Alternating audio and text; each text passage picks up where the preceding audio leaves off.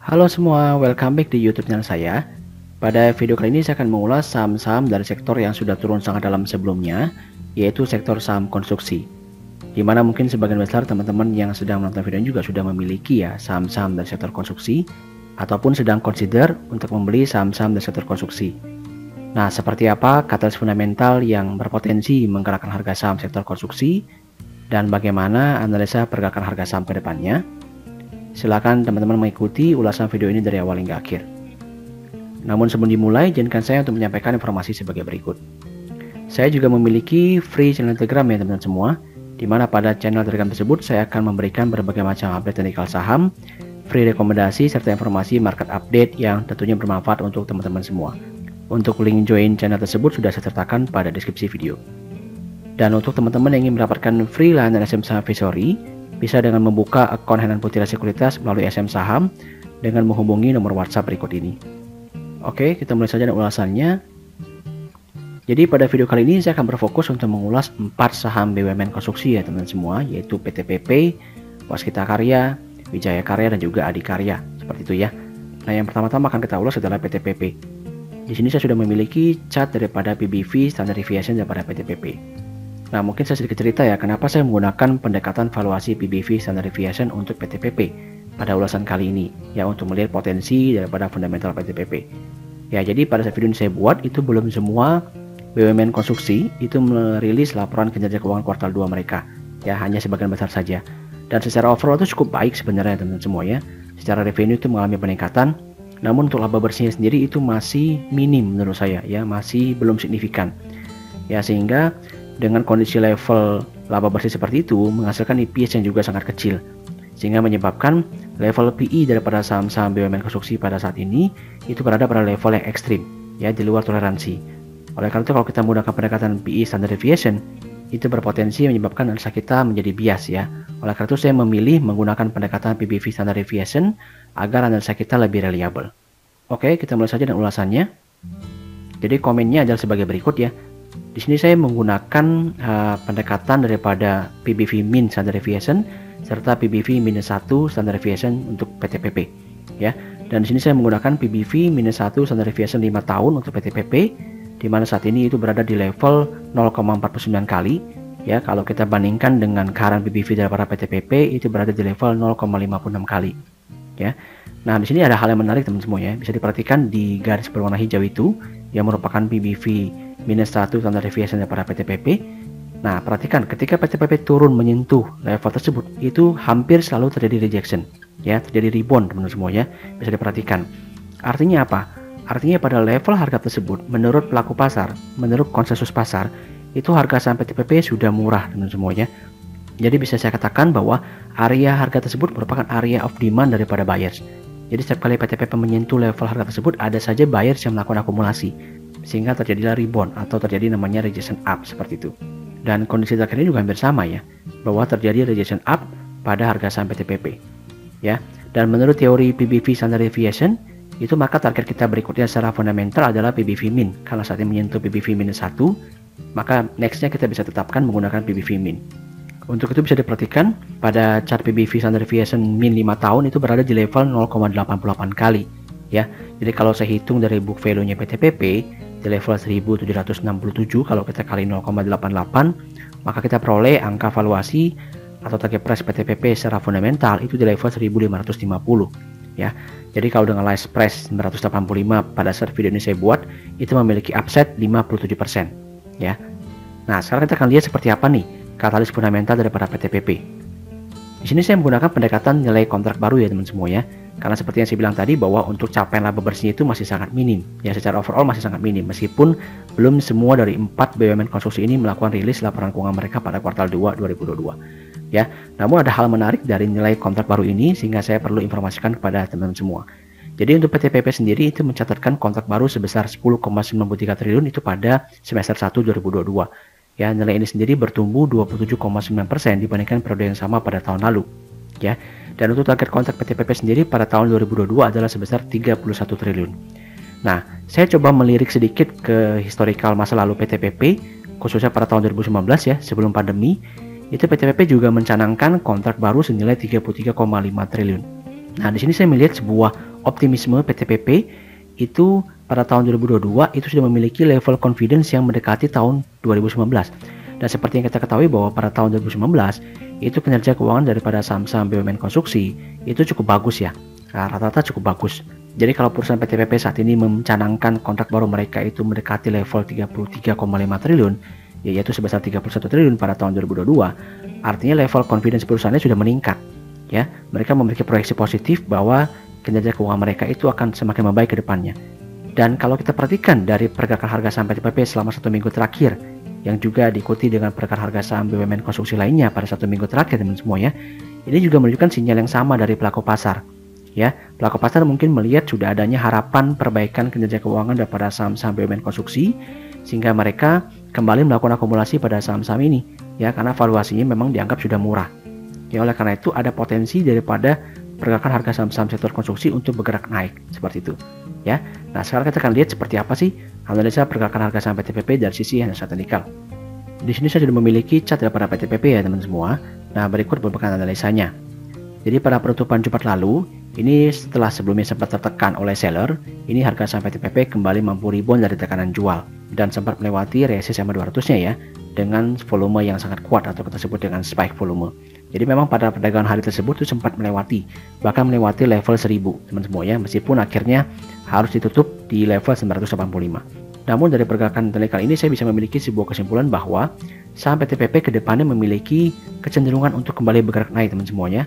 Itu kurang lebih mungkin 1-2 minggu ke depan, itu potensi untuk kembali up untuk menguji key resist 1065. Ya, jika nanti mampu dilewati oleh PT PP, maka saham ini berpotensi sekali untuk memulai fase uptrendnya teman semuanya. Karena key resist 1065 merupakan baseline daripada pergerakan uptrend saham PT PP. Oke. Nah, untuk trading plan sendiri bagaimana? Nah, bagi yang ingin trading maka bisa coba beli di level 975 sampai 990. Di mana menurut saya di level harga tersebut masih merupakan level pembelian yang baik untuk PT PP ya, dengan stop loss di level 930. Dan bagi yang ingin investasi sendiri bagaimana? Maka di level 975 sampai 990 juga kurang lebih itu masih murah untuk harga saham PT PP ya, menurut pandangan saya pribadi. Namun perhatikan sekali lagi bahwa jika teman-teman ingin berinvestasi maka time frame-nya panjang ya. Jadi harus bersiap jika nantinya harga saham PT PP kembali mengalami penurunan. Namun yang jelas di area harga 975 sampai 990 itu merupakan area harga pembelian yang baik. Oke, demikian analisa kita untuk PT PP. Sekarang kita masuk dalam saham kedua yaitu WSKT. Nah, kurang lebih sama ya, saya menampilkan chart PBV standar deviation daripada WSKT, namun pendekatannya agak berbeda ya teman-teman semua, dimana penjelasannya adalah sebagai berikut. Jadi di sini kita bisa melihat bahwa posisi harga WSKT itu berada pada level PBV min 5 tahunnya. Jadi dia berbeda dengan PT PP yang tadinya berada di level PBV minus 1 standard deviation. Ya, namun kalau WSKT dia berada di level PBV min 5 tahun. Jadi kalau untuk target price fundamental sendiri kita bisa menggunakan PBV plus 1 standard deviation daripada WSKT. Di sini saya sama-sama menggunakan standard deviation 5 tahun ya untuk melihat potensi pergerakan valuasi daripada WSKT. Jadi kalau kita perhatikan di PBV min 5 tahun ini berada di level 1,53 kali berbanding dengan PBV current price daripada WSKT di level 1,47 kali. Jadi karena jaraknya sudah sangat tipis, jadi saya tidak menganggap ini sebagai sebuah TP bagi WSKT. Ya, melainkan saya pakai PBV plus 1 standard deviation yang berada di level 2,14 kali.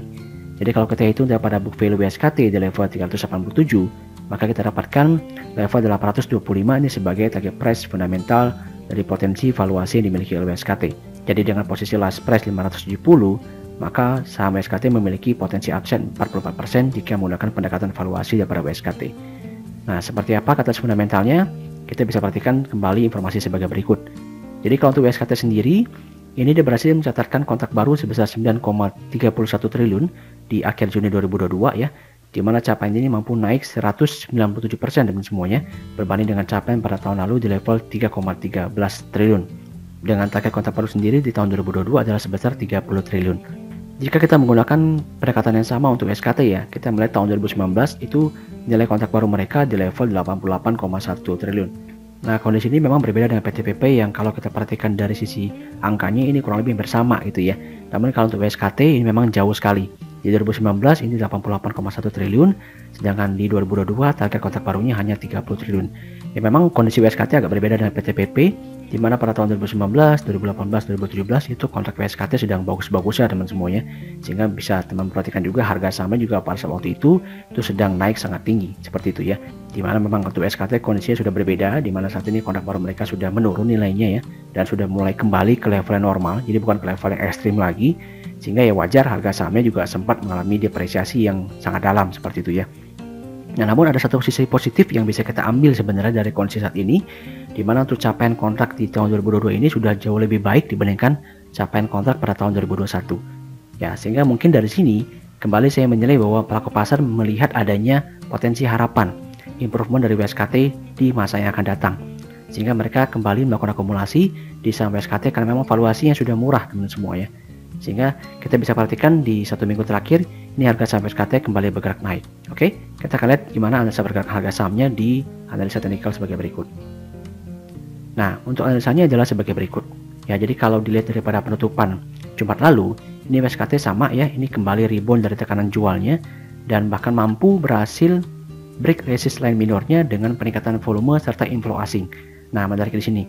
Jadi volumenya mengalami peningkatan dan juga ada inflow asing. Jadi sepertinya asing itu cukup minat nih di saham WSKT teman semua ya. Nah, perhatikan juga kalau saham yang sudah berhasil break resist line-nya, maka berpotensi sekali dia untuk kembali ya melanjutkan kenaikannya teman semua ya.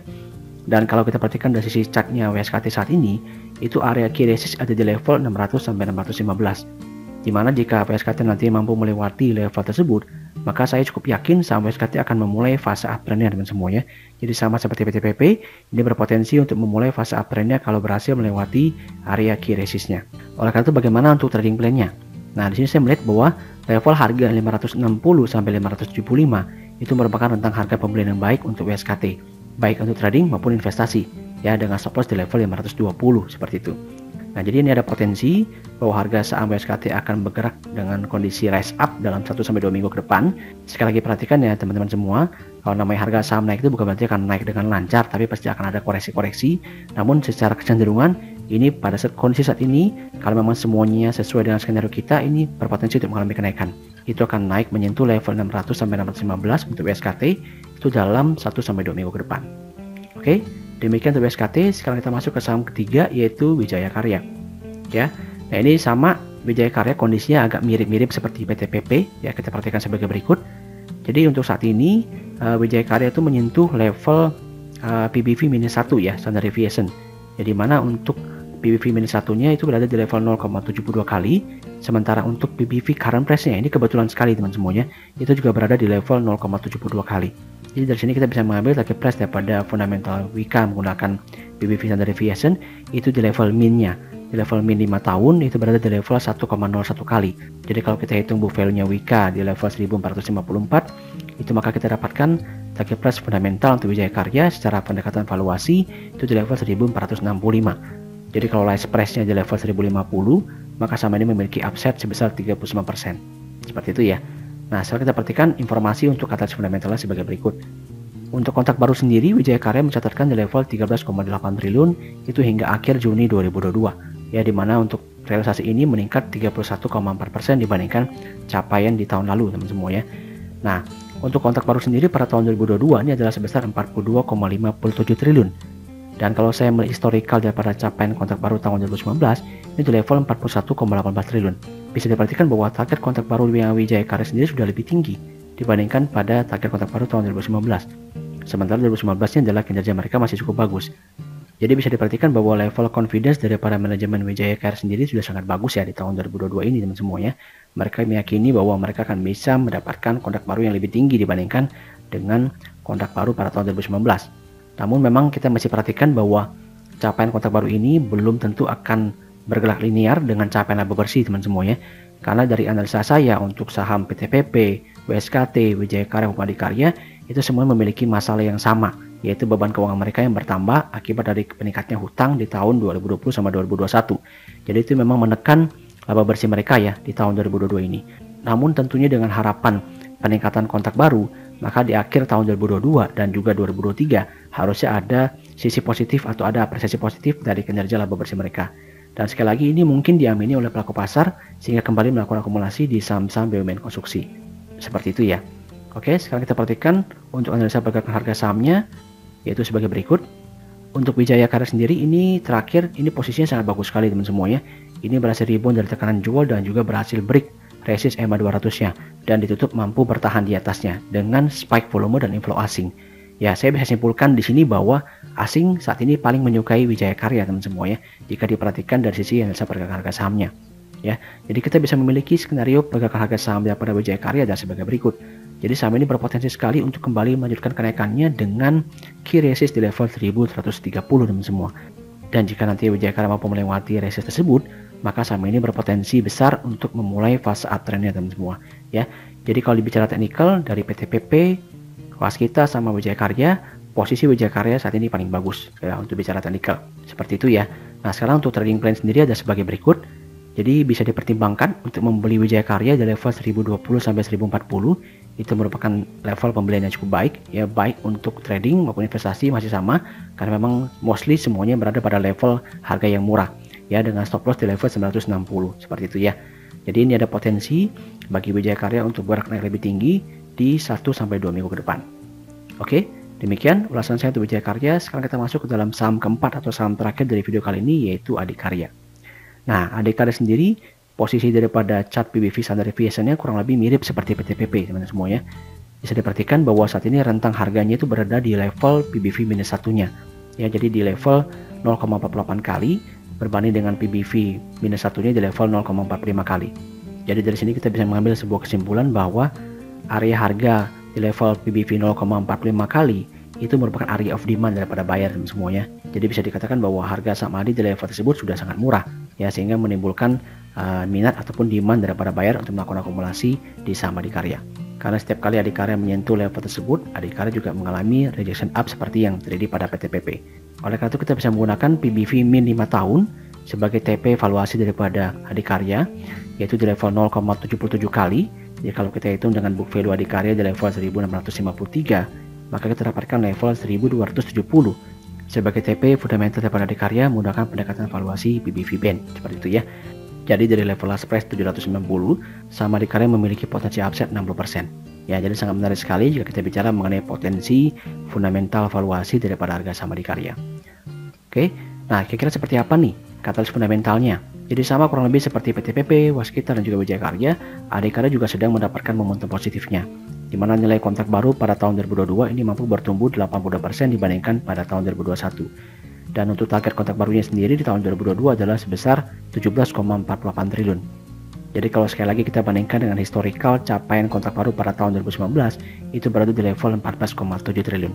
Nah, ini lebih confidence lagi nih manajemen daripada Adikarya di tahun 2022 ini, ya, karena capaian kontrak barunya lebih tinggi dibandingkan pada tahun 2019.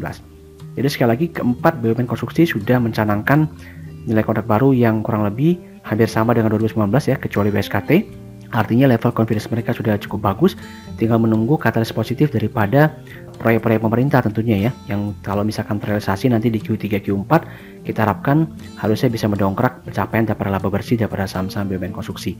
Dan yang namanya harga saham tersebut teman semua ya, itu selalu bergerak lebih dahulu ya, mostly bergerak lebih dahulu dibandingkan dengan fundamentalnya. Jadi jangan heran jika harga sahamnya sudah naik lebih dulu, baru nanti kinerja keuangannya akan rilis dengan hasil yang bagus. Oleh karena itu bisa diperhatikan bahwa untuk 4 BUMN konstruksi ini sudah mulai mengalami rise up pada perdagangan 1 minggu terakhir. Oke, sekarang kita akan tutup dengan analisa pergerakan daripada saham Adikarya, itu sebagai berikut. Nah, untuk posisi Adikarya sendiri memang pada pertemuan kemarin ini berhasil rise up ya, dengan spike volume juga, dengan inflow asing juga.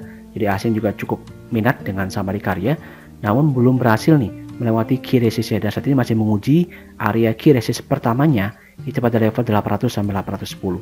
Jadi level ini merupakan level yang sangat penting bagi Adikarya teman semuanya, karena jika nanti Adikarya mampu melewati level ini, maka dia sangat berpeluang sekali untuk memulai fase early uptrendnya.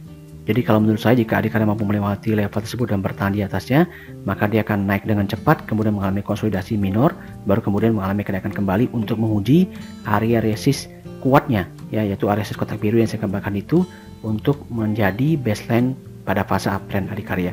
Namun di posisi harga saat ini pun sudah menarik sebenarnya untuk Adikarya ya. Nah, untuk trading plan-nya ada sebagai berikut. Jadi tunggu ketika Adikarya berhasil keluar dari level 800 sampai 810-nya. Lebih bagus ketika dia berhasil bertahan di atas level 810. maka bisa teman pertimbangkan untuk membeli Adikarya pada level harga 810 sampai 830, karena kemungkinan besar pasti akan ada sedikit pullback di situ gitu ya, dengan stop loss di level 780. Jadi level pembelian 810 sampai 830 ini baik secara teknikal maupun secara fundamental untuk investasi itu semuanya adalah baik ya. Jadi untuk PTPP, Waskita, Wika maupun Adikarya saat ini level pembeliannya itu berada pada rentang harga yang sangat baik ya. Tentu kita harapkan skenario positif ini bisa terjadi ya, yang harus didukung juga oleh market teman semuanya. Sekali lagi namanya trading harus bersiap dengan stop loss, dan sekali lagi namanya investasi itu time frame-nya panjang, jadi harus bersiap juga menyiapkan dana untuk melakukan average down jika nantinya sahamnya tetap bergerak turun ya. Tidak ada yang bisa tahu bahwa market bisa kembali bergerak turun, namun secara teknikal, secara katalis bisa saya sampaikan bahwa ada potensi bagi saham-saham sektor konstruksi khususnya BUMN konstruksi untuk mengalami kebangkitan di kuartal 3 ini, dan biasanya juga akan diikuti pada kuartal 4 yang cenderung akan meningkat nilai kontrak mereka. Oke, demikian ulasan saya untuk 4 saham BUMN konstruksi di video ulasan kali ini. Semoga bermanfaat. Silahkan tonton kembali dari awal hingga akhir. Dan jangan lupa juga sampaikan pendapat teman-teman nih, mana yang lebih baik menurut teman-teman, apakah PTPP, Waskita, Wika, maupun Adikarya dalam list analisa teman-teman semua. Ya, silahkan sampaikan pendapatnya dan juga analisanya di kolom komentar video untuk kita diskusikan bersama.